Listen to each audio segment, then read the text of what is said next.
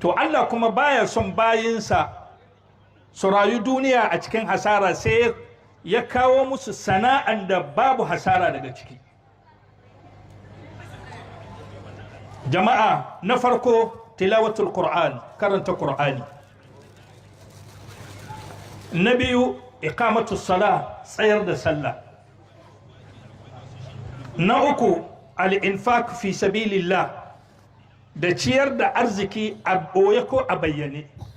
Wayanga su ne sana'a guda uku wanda idan mutum ka riƙe su to babu hasara.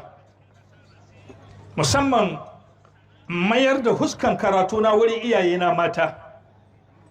Haji ya riƙe wannan sana'a guda uku, ba da ki taɓe ba duniya har tashin alkiyama. Karanta alkur'ani. Musulmi ka kai wasa da karanta Qur'ani. Idan kana karanta Qur'ani, matsayinka duniya daban, matsayinka a wurin Allah kuma daban yake. Duk mai karanta Qur'ani.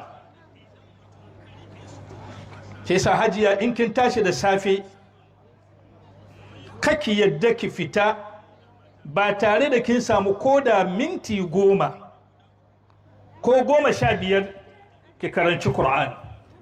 Sarki, kaka yadda ka fita gida ba tare da ka samu minti 15 karanta Qur'ani sannan ka fito waje. In dare za ka kwanta ka karanta Qur'ani. Kaka yadda rayuwanka ta duniya ya wuce ba tare da Qur'ani ya zamo abokin tafiyanka ba.